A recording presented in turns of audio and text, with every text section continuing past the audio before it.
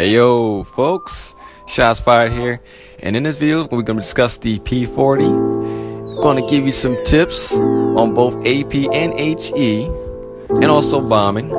So if you're very unsure with the plane, you pretty much almost have the money to buy it, but you don't know. You pretty much had the plane, but you just kind of got discouraged. Look no further, because I got you covered right in this video. So please stick to it, man. Stick to it. So first things first, I'm going to start this off with the crosshairs and the guns. So I put some label points here just to give you a little bit of a mind frame of where these guns are going to start and end. So I have a close range point that goes all the way up to 30 meters, and I have a medium to long range point that goes all the way up to 70 meters.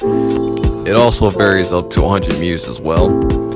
It's a very good sweet spot for medium to long range. Alright, so in this second image I have more labels displaying more information on the right and left wing convergence, so you can see the patterning. So you really have to get used to the pattern of this plane. That's the number one thing you really have to get used to. It's, if you don't acknowledge it, you're not really going to get any shots on.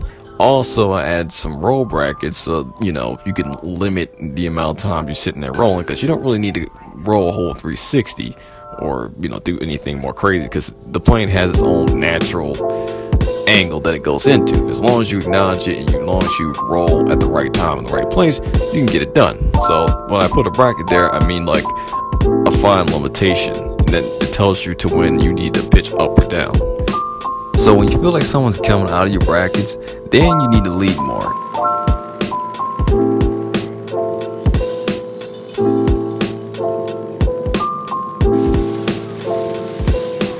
So in this example, I'm using AP against a plane this time. When you're aiming at a plane, you just aim at the body. Generally, I like to focus with one wing so that I can get a better picture of when they're about to get out of my bracket. So that tells me when to lead. So same thing, just a little difference in the target.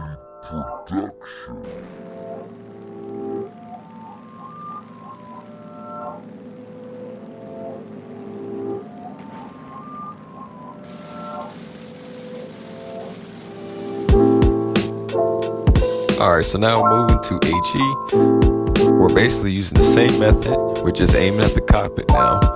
But I'm using an example on this para since, it's pretty unique to use on paraplanes. So you can also knock out parapilots if you hadn't noticed that. The parapilots tend to be on the left side of the cockpit.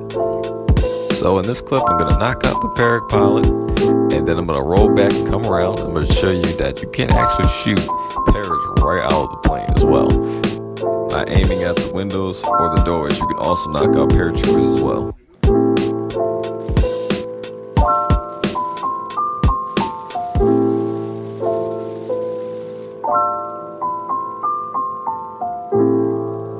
This is a Tricky Beat production.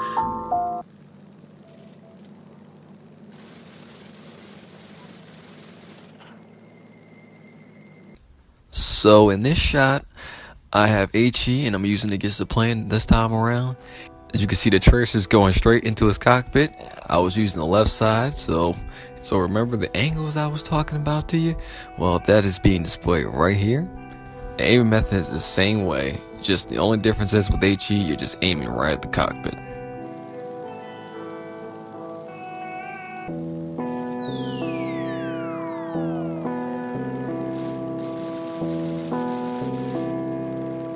Also, the HE is very good against head-ons. It just turns this plane from a mediocre plane at head-ons to just a straight monster, man. So if you got HE, you do want to kind of make every little head-on count. So just make sure that you're angling your gun the right way, and just make sure it's at the right angle. You can easily hit them. And also keep note that hitting the nose of the plane will easily cause knockouts as well. Even beneath the nose, it actually works.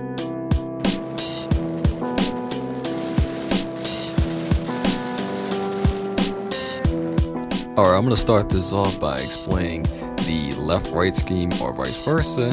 So I have all the labels here: Y left, center right, Y right. So let's just say I tilt my wing down to the left first. So So it'll go chain by Y left, Y right, Y left, Y right, center left, center right.